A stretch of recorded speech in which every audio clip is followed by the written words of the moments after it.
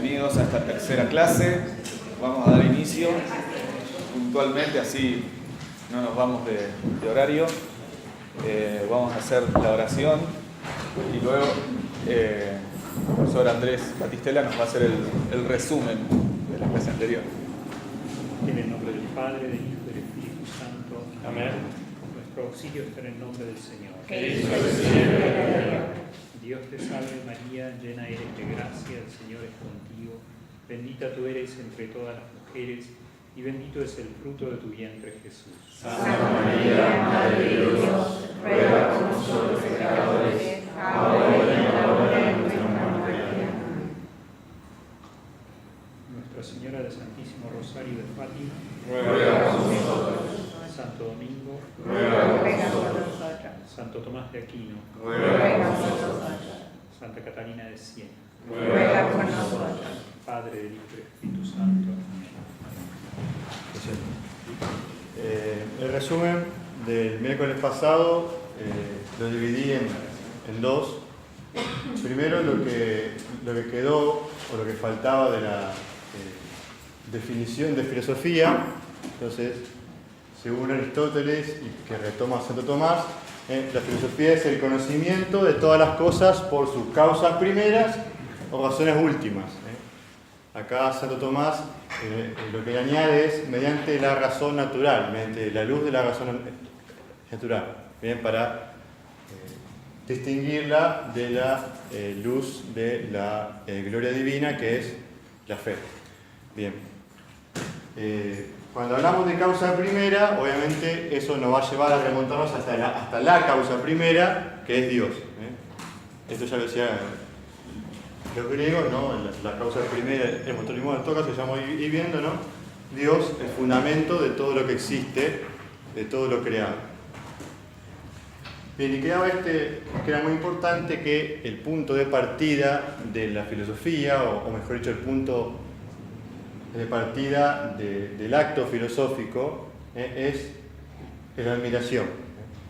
Esta experiencia de lo inefable, de la belleza, que despierta el deseo de la sabiduría.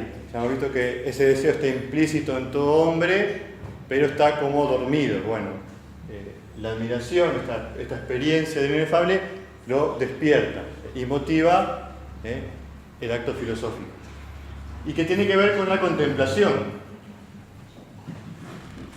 Y acá, como ya desde los griegos, la contemplación o la admiración siempre estaba vinculado a purificar el alma, es decir, a trabajar las pasiones para que no nos dominen. Esto no es un invento cristiano, sino que ya desde los griegos venía esta idea. Y bueno, la frase de Sócrates, filosofar es aprender a morir. Como a los griegos, una de las experiencias que más los motivaba para la filosofía era la muerte. Ante el misterio de la muerte, eso lo llevaba a la filosofía. Bien. Eso entonces quedaba en cuanto a la definición de filosofía. Después nos volcamos a lo que es particularmente la filosofía cristiana. Y acá dijimos que filosofía cristiana no es lo mismo que teología. ¿Bien? ¿Por qué? Porque filosofía cristiana es por la luz de la razón natural, mientras que la teología presupone la fe. Esto sería bueno que lo recuerden algunos teólogos, digamos, que tienen que tener fe para hacer teología. Entonces la filosofía, ¿por qué decimos cristiana? Porque está inspirada por la revelación de Cristo. De ahí esta frase que traía a colación el Papa Juan Pablo II en Fides et Ratio: credo ut interrogam, intellego ut credam. Creo para entender, entiendo para creer. ¿Bien? ¿Por qué? Porque esta filosofía va a estar como llevada de la mano por la revelación. ¿Por qué? Porque la revelación divina nos trae verdades naturales, es decir, del orden natural, que son verdades que son accesibles para la razón. Por ejemplo, la existencia de Dios o la inmortalidad del alma. ¿Por qué? Porque la revelación nos trae verdades que podríamos alcanzar. Entonces Santo Tomás va a hablar de una necesidad moral, es decir, porque la razón humana tiene sus límites y además está herida por el pecado. Entonces Dios, digamos, es tan misericordioso que nos ahorra el trabajo un poco. Entonces la revelación también nos comunica verdades naturales que nos ayudan a comprender el mundo en el que vivimos. Entonces, el orden natural.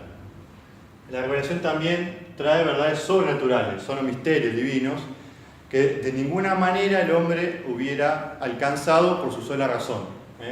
Por ejemplo, la Trinidad o la Encarnación. De estas verdades es la que se va a ocupar más la teología, con la luz de la fe. Entonces tenemos el orden natural y el orden sobrenatural, pero es una sola verdad, una sola realidad. Si bien son dos órdenes distintos, es una sola realidad, ¿no?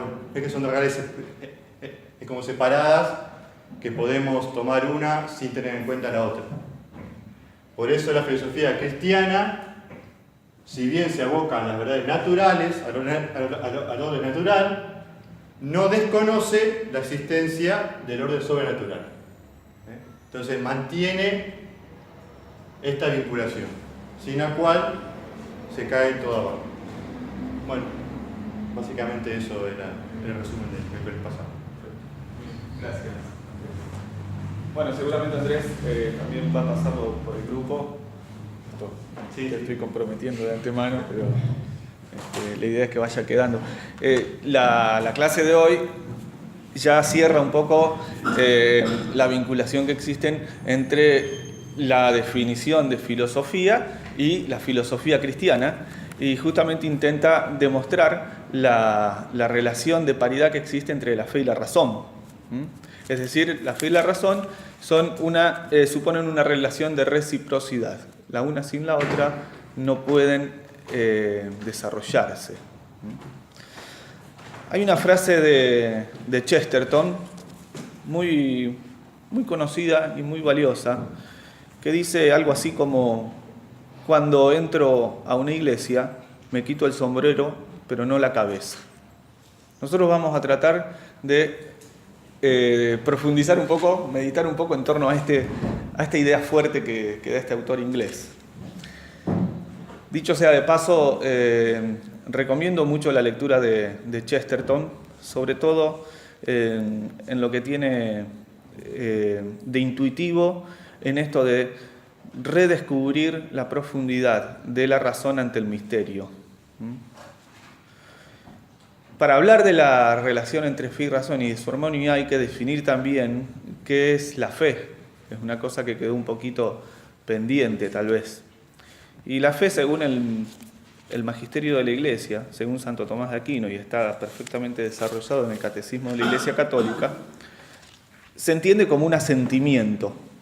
Es decir, es un asentimiento dado por la inteligencia a una verdad revelada en virtud de la autoridad de aquel que revela.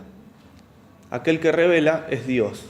La autoridad de Dios que revela invita, digamos, al Espíritu a dar un asentimiento. Entender la fe como asentimiento es muy importante porque se distingue aquí el sentido de la fe que tienen los modernos, sobre todo las confesiones protestantes, que entienden la fe como un sentimiento. Para el catolicismo la fe es un asentimiento, que significa que la inteligencia ve la verdad y mueve a la voluntad a aceptar las verdades que de por sí no puede alcanzar por su propia fuerza. Es decir, que la verdad de fe tiene un contenido intelectual y no necesariamente sensible o sensitivo. Entonces, se ve aquí en esta idea de la fe, entendida correctamente, que la inteligencia entonces se abre a la verdad misma, tanto por vía natural como por vía sobrenatural. ¿Se entiende esto? Hay que revisar permanentemente esta idea de fe. Es decir, que la fe tiene que estar anclada en el entendimiento humano. Si la fe no impacta en el entendimiento, no se puede lograr la contemplación, por ejemplo. Se queda en un ámbito de superficialidad, por así decir. Y es por ahí alguno de las dificultades que encontramos nosotros en la fe actual. Bueno, yo voy a hacer esta exposición un poco leída, digamos, porque me parece que puede dar lugar a mantener, digamos, el orden argumentativo. Yo vuelvo a insistir en que si alguno me quiere preguntar algo o se queda con alguna duda, al final de la clase se pueda quedar unos minutos y preguntarme para no irse así nomás, ¿no? Pero bueno, no es fácil hablar de la relación y la armonía entre la fe y la razón sin considerar el estado actual de ambas. Es común señalar que la fe está como en un proceso de desintegración paulatina en este mundo, que ya abandonó las verdades fundamentales que ordenaban la vida en torno al Evangelio, al orden natural y al ritmo temporal de la Iglesia, que reglaban lo público y lo privado bajo el dominio real de nuestro Señor Jesucristo. Es cosa de otro tiempo eso de que la fe cristiana inspiraba los sentimientos cotidianos de la ciudad, informando el alma y la inteligencia de los ciudadanos con su doctrina, cuyo influjo quedaba plasmado en el arte, en la cultura, en la ciencia, en la política, en las leyes, en las costumbres y en el pensamiento, evidentemente. Y la fe extendía, su acción santificadora en las estructuras temporales, consolidando la única y posible unidad de la patria. Esto también hay que verlo porque la fe, por lo menos en nuestra historia, fue el único camino para lograr la unidad de nuestra civilización y de nuestra patria. También es cosa de otro tiempo. Si nosotros miramos un poco la realidad, asistimos a una lamentable época de disolución de aquellas columnas que mantenían en pie ese edificio catedralicio que era la cristiandad. El ateísmo, terroríficamente reinante, ya no es un simple postulado teórico o filosófico. Más bien ha mostrado su aspecto demoníaco en formas y prácticas sociales homicidas, en leyes inmorales, en formas de enajenación de la inteligencia por la técnica, que dejó de estar al servicio del conocimiento y de la verdad. La técnica, es decir, un medio para hacer más digna las formas de vida, para aumentar la calidad de vida, obviamente debe estar puesta al servicio de la inteligencia y de la verdad. Si esto no sucede así, se produce algo terrible, que es la enajenación de la persona. Perdonen, me olvidé de apagar esto.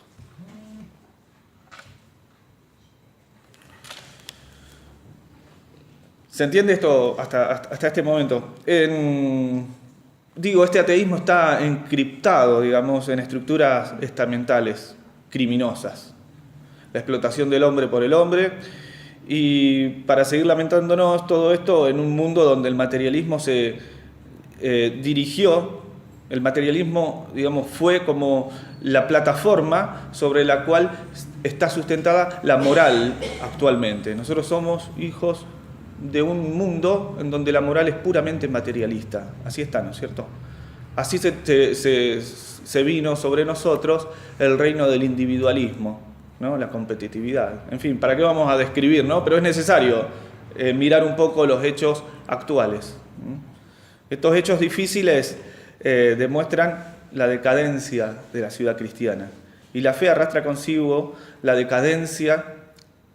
Pero la decadencia de la fe arrastra consigo la decadencia de la inteligencia también, de la razón. Porque no es cierto que estamos en una era en la que la fe busca nuevas formas de expresión, como una suerte de renovación naturalista de la fe.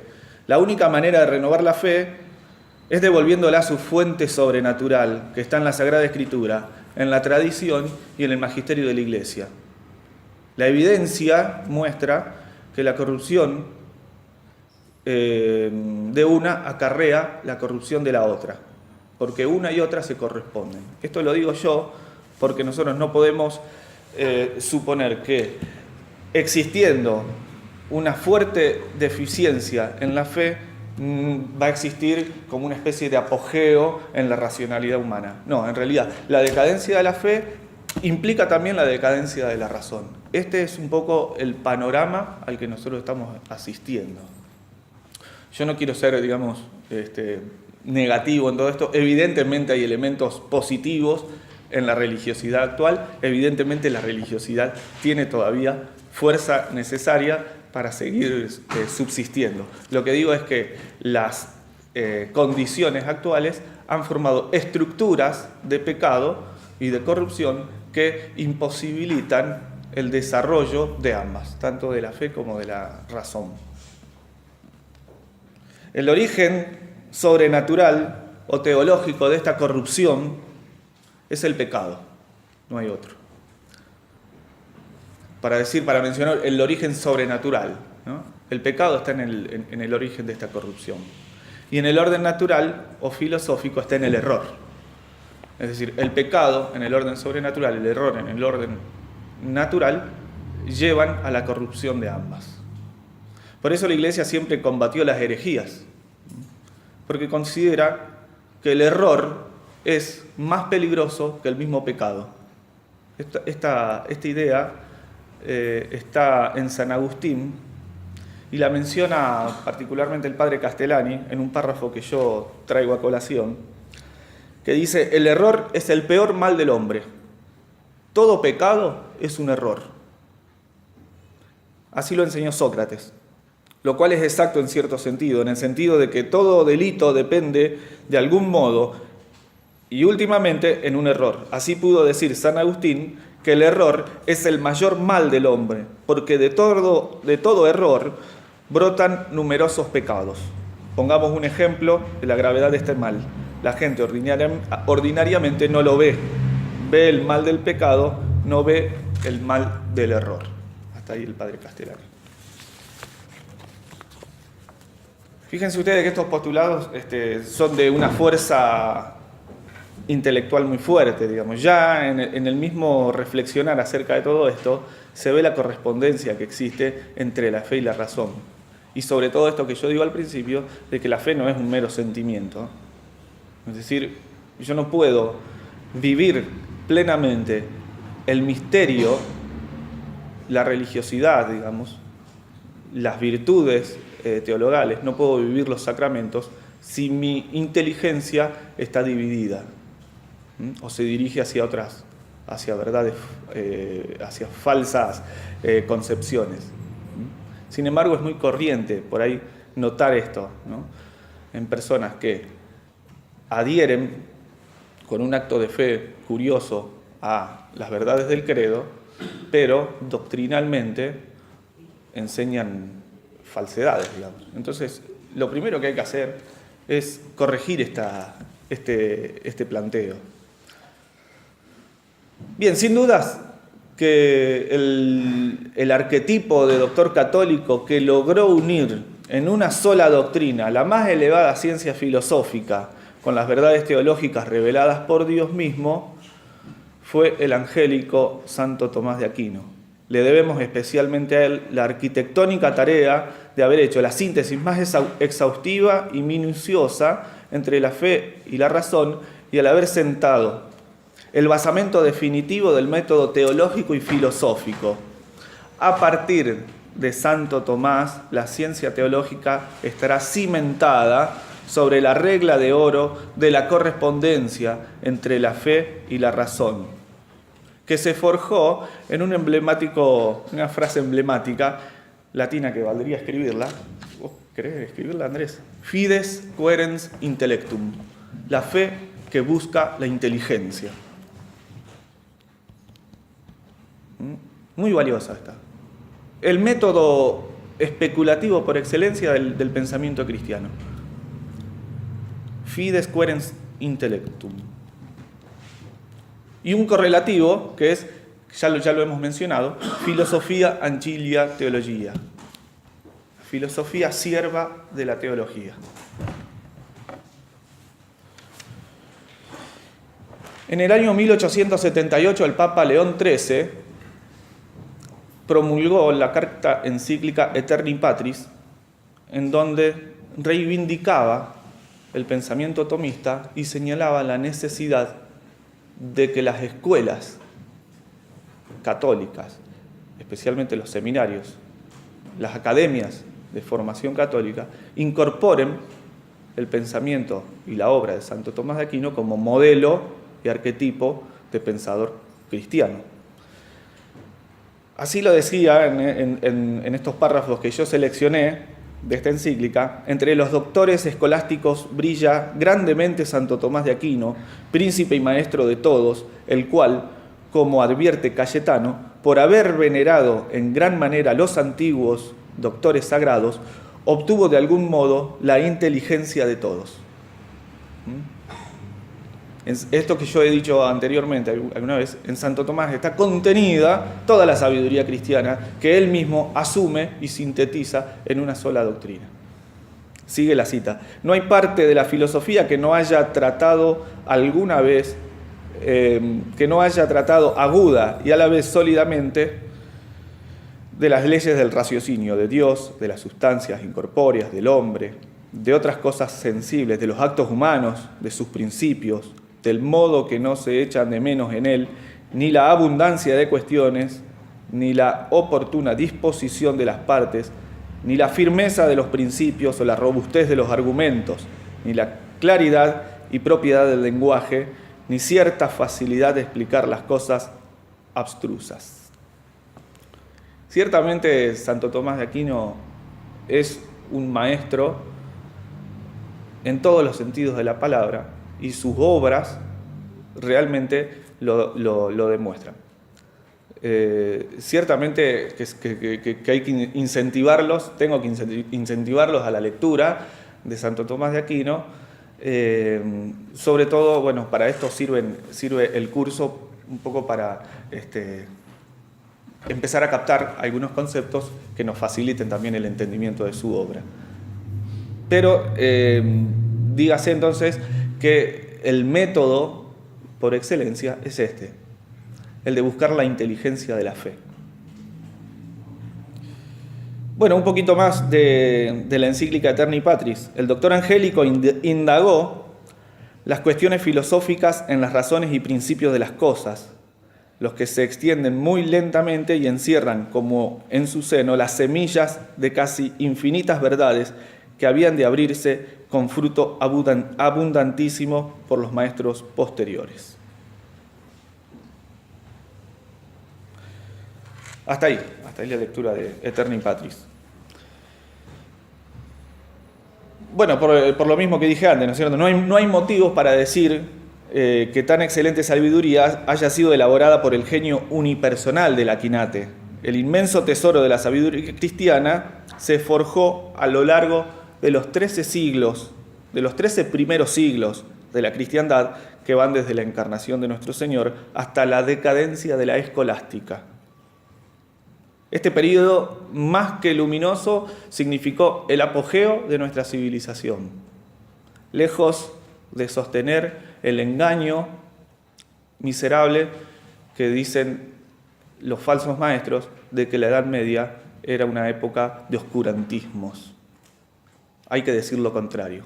Hay que hablar de la luminosidad de la Edad Media, porque de ella brotó toda la columna vertebral de nuestra civilización.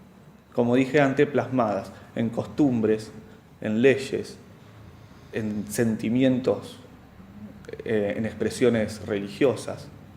Ni hablar, mencionar solamente la influencia del cristianismo en nuestras leyes, ya nos llevaría otro curso aparte.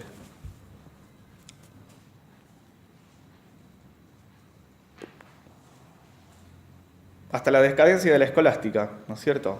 Y llega este tesoro hasta nuestros días con toda su fuerza y riqueza, aunque solapado por el odio anticristiano. Aún así, hay que decir que está vivo, y su raíz está vivo todavía en su raíz, que es el Evangelio. El día que muera la cristiandad será la disolución definitiva de nuestra era, la era del hombre redimido en Cristo. Y sin dudas, el tiempo final en el que Dios recapitulará todas las cosas y pondrá a sus enemigos bajo sus pies. Digamos, por mencionar una verdad teológica, que esta disolución de la era cristiana está en el propósito del enemigo infernal. Y en la historia este propósito se encarnó de mil maneras en diversas corrientes de pensamiento que, llenas de rechazos, arrogancias, prepotencias, han querido instaurar en la tierra el paraíso perdido por el pecado. Esta es la mirada teológica de la cual hay que partir. Yo no puedo juzgar las grandes escuelas filosóficas que siguieron a la cristiandad sin tener en cuenta este principio. No considerar esta verdad que es la raíz de corrupción, que significa la soberbia humana de querer ser como Dios, es malicia. No querer señalar esta verdad es malicia.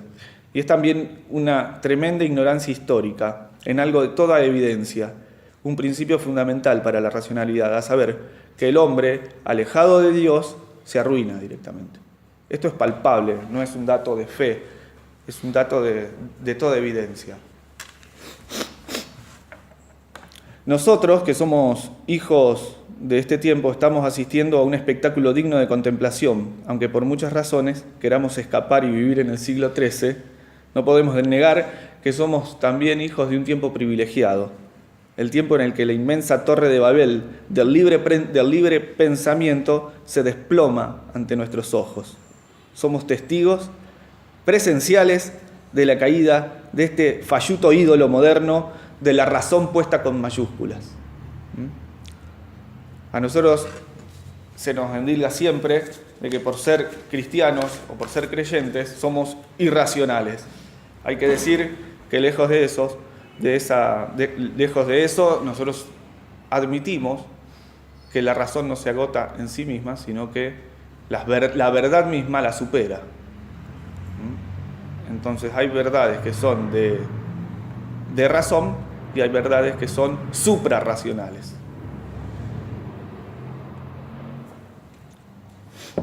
Voy a mencionar un apartado de este texto que aprovecho para presentar, John Senior, La restauración de la cultura cristiana.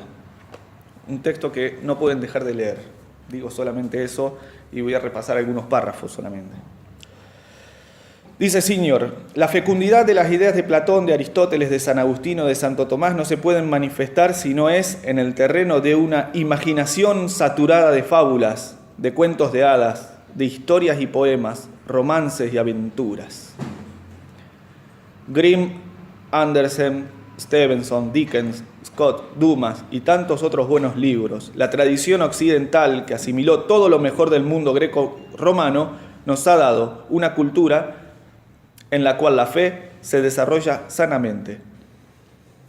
Desde la conversión de Constantino, esta cultura se transformó en cristiana. Las inteligencias y las voluntades germinan en este terreno que es apto para los estudios literarios y científicos, incluida la teología, sin la cual los demás son inhumanos y destructores. Miren, los racionalistas actuales, los positivistas, podrán decir que Dios no existe, podrán negar la realidad del alma humana, pero no podrán negar jamás que existe algo tan evidente como el quiebre de la inteligencia, que es la locura, y el quiebre del espíritu, que es el pecado. Hoy se intenta negar la perversión objetivamente, es decir, no existe la perversión, no existe el delito, digamos, pero no van a poder negarla subjetivamente. Desde las cátedras universitarias o desde los estrados judiciales podrán decir que el pecado no existe, pero no podrán negarlo tanto como para repudiar las cámaras de seguridad, las alarmas y los seguros contra todo riesgo. Es decir, desde la cátedra yo puedo asumir postulados positivistas, idealistas o posmodernos, lo que sea, pero en mi vida concreta y cotidiana, como diría un amigo, cuando me levanto y me afeito, yo soy un hombre normal. Es decir, pienso como piensa cualquier otro. Si alguno tiene un pañuelito de papel descartable que me pueda facilitar, les pido perdón. Me olvidé. Gracias.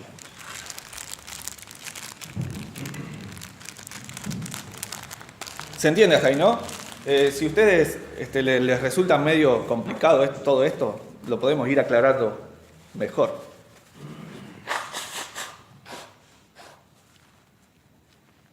Bien.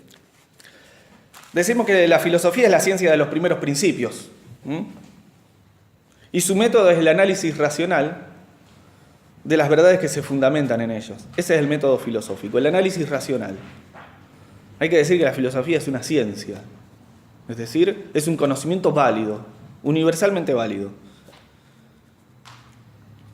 Si yo fuese capaz de negar este principio, por ejemplo, el de que el todo es más que la parte, yo no sería humano. Es un principio de toda luz, de toda evidencia. Ni siquiera Dios lo puede negar. Bueno, los diletantes actuales no solo lo niegan, sino que también creen que negándolo se está construyendo subjetivamente la racionalidad. Perdón, la realidad. Es decir, hoy se habla de la construcción subjetiva de la realidad y se sobrepasa todos los principios de razón y se cae así en un negacionismo absoluto, que es el negacionismo de la evidencia de la razón. Por ejemplo, al pensamiento actual le repugna esto de que una cosa sirve para algo, una cosa es lo que es y tiene en sí una naturaleza propia que le implica un fin o un propósito. Una cosa tiene un propósito determinado según su propia naturaleza, para expresarlo mejor.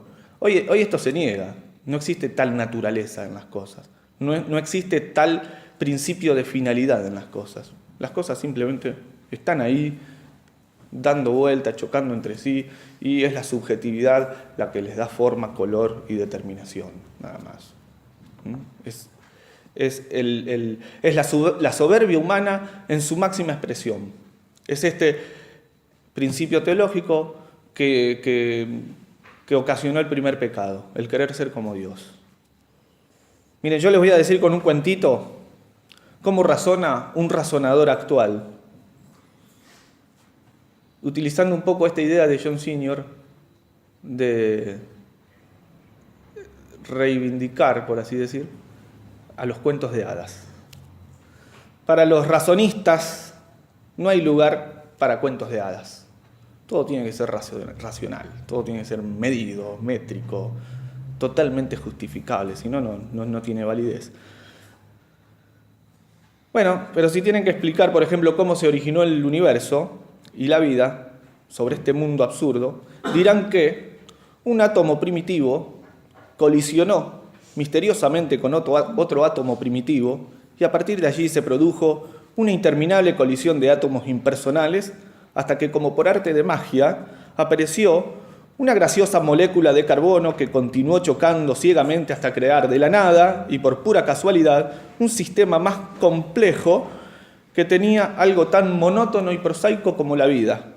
Y así sucedió que tan necesariamente siguieron los choques de partículas hasta que se formaron sistemas complejos de átomos insospechados y se multiplicaron cada vez más en sofisticadas estructuras vitales.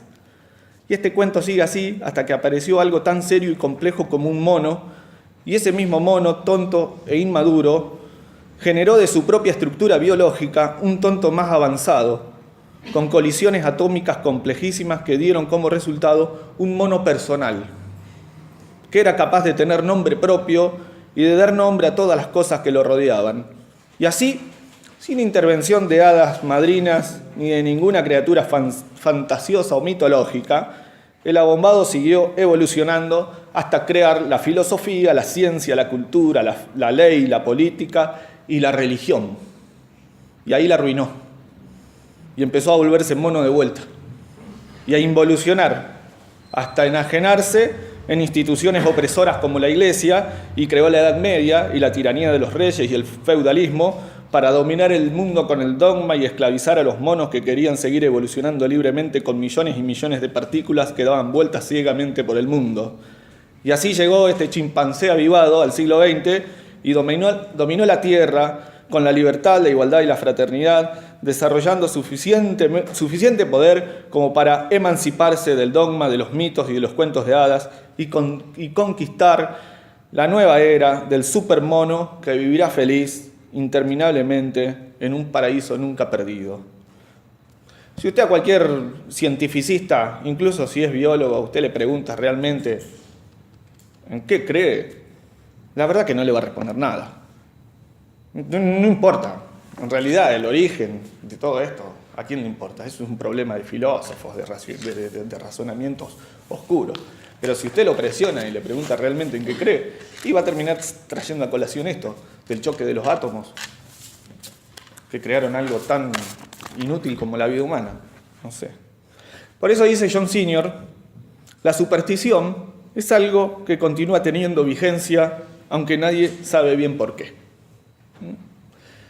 Y lo cierto es eso también, que dice Chesterton, de que el problema de que nadie crea en Dios no está en que ya no crean en nada, sino en que están dispuestos a creer en todo.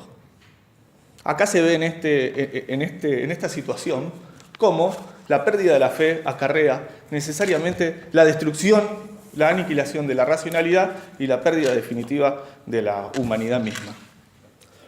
Muy profundo esto que dice Chesterton también, ¿eh? El estar dispuestos a creer en todo. Esto se ve cotidianamente.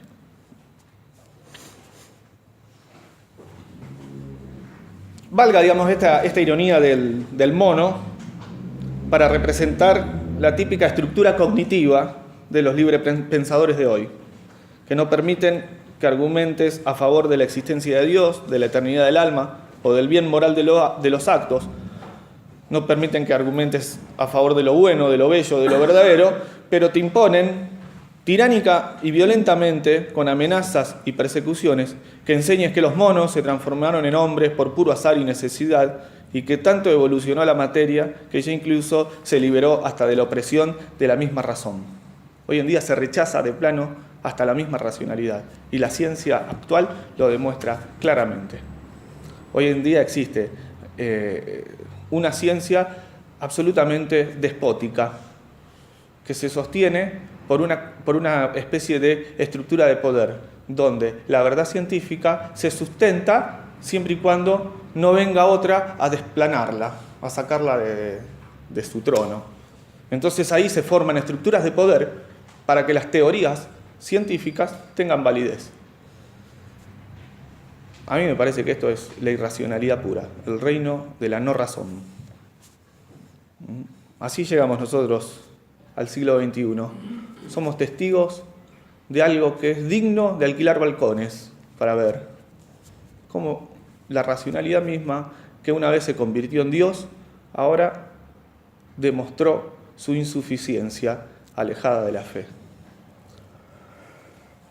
Bien, es tan curiosa la inteligencia moderna que se erigió a sí misma burlándose de los cuentos de hadas y pretendió fundar un estilo de pensamiento alejado del dogma y del misterio.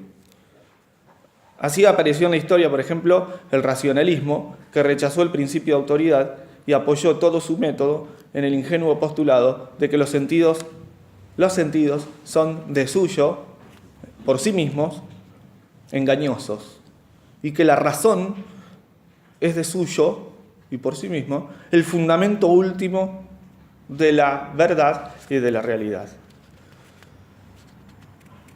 No es difícil perder la razón cuando se la lleva más allá de sus propios límites.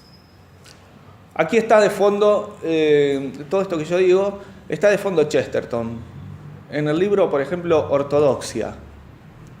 Los primeros 4 capítulos, bueno, todo el libro, porque voy a distinguir los capítulos, todo el libro tiene una riqueza filosófica que va en este sentido. A la racionalidad, entre comillas, moderna, hay que jugarle un chiste permanentemente. Es decir, no se la puede combatir con argumentos. A la falsa racionalidad, o le jugamos un chiste o le declaramos la guerra, digamos, ¿no? Pero argumentar con falsas razones no vale la pena. Esto ya lo vamos a ver ya en el otro bloque, donde nosotros empecemos a hablar de la lógica. ¿Se entiende hasta acá? ¿Sí? Bueno, otro párrafo de John Senior que dice: hay momentos en los que estamos privados de los consuelos externos propios de los grandes y esplendentes siglos, como los que van del 4 al 13. Eran épocas de logros artísticos, políticos y científicos, entendiendo este concepto como cultural. Privados de tales consuelos, viviendo en tiempos estrechos y superficiales y en épocas de ansiedades que se convierten en desesperaciones, habitamos en costosas mansiones que no valen nada. El mismo dinero no vale nada. Comemos alimentos desnaturalizados, vivimos sujetos a burocracias totalitarias, a guerras de guerrillas, a francotiradores, a secuestros, a una ciencia materialista, a una religión relativista y a un arte industrializado. Entonces, la única salida del alma cristiana es la apertura paciente y silenciosa a la acción divina. Personajes bulliciosos, frívolos, ciegos y tramposos se arremolinan en torno a nosotros, urgiéndonos a la acción, convocando incluso a extravagantes encuentros de oración. Ofrecen el mismo espectáculo desolador de una actividad infructuosa y destructiva, como los marineros camino a Tarsis mientras Jonás dormía en la tranquila y oscura bodega de la nave sacudida por la tempestad. El afán de novedades e informalidades en todas las cosas que vemos hoy es un signo seguro de nuestro vacío espiritual. Listo, con esto ya podemos dar por cerrada la clase de hoy. Bueno, esto siempre fue así en realidad, de que aquel que asume la fe le impone presupuestos filosóficos. Y a la vez que te impone presupuestos filosóficos, también te acarrea una serie de desgracias. Es decir, tener fe no es, digamos, resolver mi vida en lo que me queda. Ahora tengo fe, ya está todo bien, no me falta nada, está todo hecho. En realidad, tener fe implica plantarse frente al misterio y dejar que el misterio sacuda un poco la interioridad. Por eso decía también el padre Castellani que enfrentarse al abismo no es cosa para muchos, ¿no? Es decir, la fe también implica una cierta oscuridad, porque ver lo que la fe muestra pone al alma y al espíritu en una posición de guerra, en una cierta posición de guerra frente al mundo. Sobre todo actualmente hay que ser muy valientes. Yo pensaba, por ejemplo, ustedes habrán tenido conocimiento del caso de la chica, esta psicóloga que intervino en un hospital para que una niña no abortara. Bueno, si ustedes están al tanto de la noticia, sabrán que le saltó el colegio de psicólogos queriendo suspenderle la matrícula. Una aberración en todo sentido, sobre todo en un país democrático, ¿no? Donde, por favor, todos tenemos igualdad de oportunidades frente a la ley. Bueno, esto sucede cuando la razón se quiebra. Nosotros estamos frente a un mundo que está tiranizado directamente. Es decir, reemplazó la fuerza natural de la razón por una estructura de poder. Es decir, ya habiendo destronado a la diosa razón en la modernidad, la razón de la modernidad, habiéndola destronado, ahora lo que intronizaron es el poder directamente. Nosotros en esto somos pobres víctimas. Bueno, ¿cuál es el propósito de todo esto? Bueno, la necesidad de restaurar la razón. Aun cuando la fe y la razón caminan hacia el mismo fin por caminos distintos, la relación entre ambos es una relación de reciprocidad, lo cual no quita que en ciertos asuntos sea dificultosa. Es como un matrimonio, marchan para el mismo puerto, con discusiones, peleas y todo, pero no por eso se van a divorciar. El divorcio entre la fe y la razón provoca desastres, como cualquier divorcio, ¿no? Que el hombre no separe lo que Dios ha unido.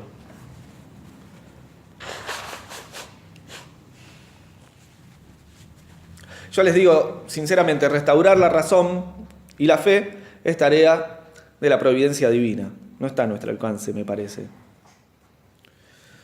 Y nuestro Señor puede hacer lo imposible para restaurar todas las cosas en su divino nombre, pero nosotros tenemos la obligación de hacer penitencia, rezar insistentemente y esperar. Y tenemos que defender la inteligencia, la nuestra y la de nuestros hijos. Debemos salvar a nuestros hijos de la irracionalidad, del sinsentido, de la nada, del nihilismo, de este mundo. No es normal todo esto. Es decir, siempre hubo conflictos entre el cristiano y el mundo. Está en el Evangelio. Pero la condición actual, el nivel de opresión, de violencia, de persecución y de fundamentalismo que hay actualmente, esto es fuera de serie. Por eso, ¿qué hay que hacer? Bueno, hay que volver a las cosas mismas. Como decían los filósofos, hay una escuela filosófica contemporánea que tiene como fundador a Edmund Husserl, se llama la fenomenología, si lo quieren anotar. Edmund Husserl, un escritor, un pensador alemán, acuñó como si fuese esta expresión de volver a las cosas mismas.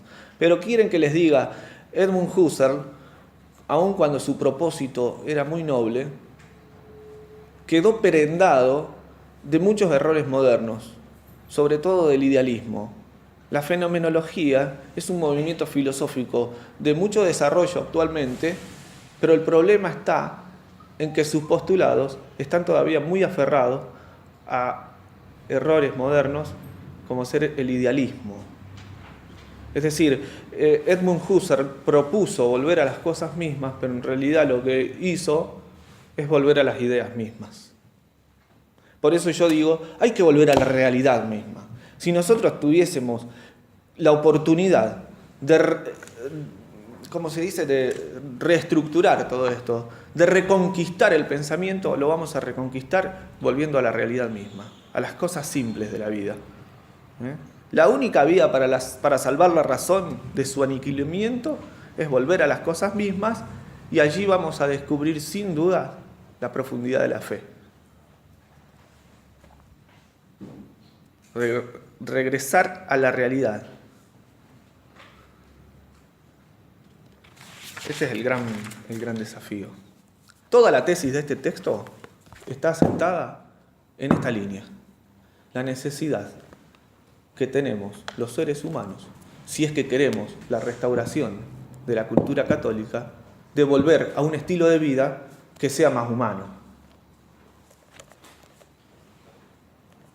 Sobre todo el contacto con lo natural y con las cosas simples de la vida, tan simples como un cuento de hadas, una canción, un hogar, la familia reunida en torno al hogar, el diálogo cordial entre amigos, el festejo cotidiano de las cosas buenas. Es decir, nosotros no vamos a restaurar la civilización inventando un sistema filosófico nuevo. No sé, si alguno me lo quiere proponer de otra manera, lo podemos discutir.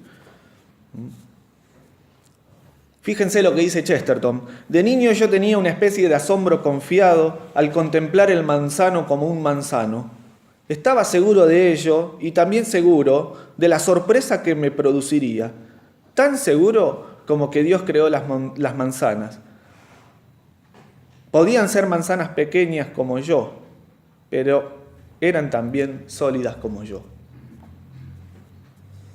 De él también es una frase conocida que dice: llegarán tiempos en que se blandirán espadas para demostrar que las hojas de los árboles son verdes. No sé si ya llegó ese momento, me parece que estamos cerca. Hoy en día ya reina un nivel de confusión y contradicciones en todo plano, donde ya no se puede ni siquiera afirmar el color verde de las hojas. Muy problemático esto. La alternativa entonces que nosotros hacemos, y es el que hace el mismo Santo Tomás de Aquino, es la vida del método filosófico por excelencia, que es el de ir a las cosas mismas. Nosotros, el propósito de este curso es profundizar en todo esto justamente, en el realismo, y la necesidad de volver al realismo. Vamos a ver si lo logramos, pero miren ustedes, si no está bien puesto el título de Curso de Filosofía para Tiempos Difíciles. Lo que hay que hacer es volver a las cosas mismas. Miren, yo no sé si de este curso saldrá esa vuelta al realismo, pero yo en principio digo, volvamos a las cosas directamente. Rescatemos las cosas sencillas de la vida. Seguro que ahí vamos a encontrar a Dios. Bueno, entonces el método por el cual restauraremos la fe será el realismo. Con él estaremos restaurando no solo la verdadera fe, sino toda la cristiandad. No hay otro camino posible más que el regreso a la realidad. Un regreso ingenuo, que tiene que ir desde la restitución del sentido, la recuperación de la mirada infantil sobre las cosas cotidianas y la reconquista de la admiración. Hay que volver a admirarse de las cosas. Y volver a descubrir el tesoro doctrinal de la Iglesia, de los santos padres, de los apologistas cristianos, pero más que nada, el tesoro espiritual que significó el monacato. Volver a la realidad es volver al retiro interior que significó la vida contemplativa. Recuerden la frase que escribí la semana pasada: noli forasire in interiore homini habitat veritas. No hay que arrojarse a las cosas exteriores, hay que ir al interior. Hay que esperar el regreso de San Benito, prefiriendo que antes regrese Cristo nuestro Señor, digamos, ¿no? Pero esperemos el regreso de San Benito. En Cristo está la realidad real, esa de la que hablaba Platón, el divino Platón. Lo realmente real. Bueno, en Cristo está contenido eso, ¿no es cierto?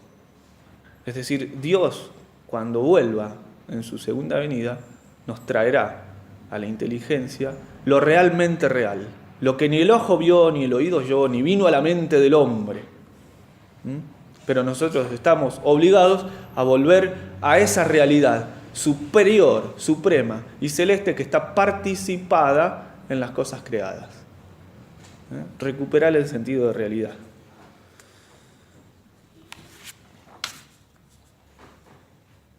Voy a resumir un poquito porque si no, no voy a llegar a las 9. Hay que volver a Santo Tomás de Aquino también. El doctor común de la Iglesia. El primero de todos. El más santo de los doctores y el más sabio de los santos. La filosofía de Tomás de Aquino no ha de ser para nosotros una idea muerta, un museo de antigüedades, un sistema petrificado. No lo es. Santo Tomás no está muerto. Mientras existe inteligencia sobre la faz de la tierra y mientras existan cosas, si nosotros volvemos a las cosas, aunque no conozcamos a Santo Tomás de Aquino, lo más probable es que terminemos haciendo todo lo que hizo Santo Tomás de Aquino. Porque simplemente se trata de dirigirse hacia las cosas con una mirada infantil. Esa es la mirada que tenía Santo Tomás de Aquino. Una mirada infantil para con las cosas cotidianas. Y así fue como encontró este inmenso tesoro de sabiduría que estaba contenida en todos los antiguos. Leo otro párrafo de John Senior. En sentido amplio, la filosofía y la teología ya fueron hechas. Aunque existan todavía grandes áreas de discusión, pero los contenidos han sido ya delimitados y la extensión del terreno ya ha sido cartografiado. Aún así, hay algunos que quieren hacerlo a su modo, de manera diferente, desperdiciando sus mentes y perdiendo el tiempo tratando de reinventar la rueda.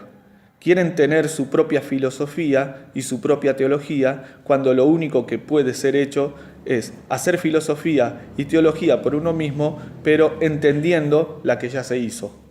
Las grandes líneas de la verdad católica están todas en la Suma Teológica y no pueden ser hechas de nuevo. Si alguno quiere hacerlas, lo cual hoy es imposible dada la pérdida de la cultura que sufrimos, volverían a ser las mismas. Por tanto, allí están ellas, tan vastas, incomprensibles y magníficas, como el Mont Saint-Michel y Chartres, las catedrales. Me parece que con esto está delimitado perfectamente cuál es el propósito de la correspondencia que hay entre la fe y la razón. Es decir, que como son una sola cosa y están en una armonía perfecta, una recupera a la otra simultáneamente y se alimentan simultáneamente. Yo no puedo proponer una especie de nueva evangelización si no apunto a la cultura, a renovar las estructuras sociales. Por favor, que todo el magisterio pontificio de las últimas décadas y de todas las décadas vienen hablando de que para evangelizar, para una nueva evangelización, es necesario evangelizar las estructuras sociales, porque sin eso no se puede sacar de la nada una nueva civilización cristiana. Entonces volvamos a las cosas mismas directamente, para salvar la inteligencia. Hoy en día nosotros vivimos en un mundo muy hostil y, como dice Chesterton, es muy fácil, siendo racionalistas, perder la razón.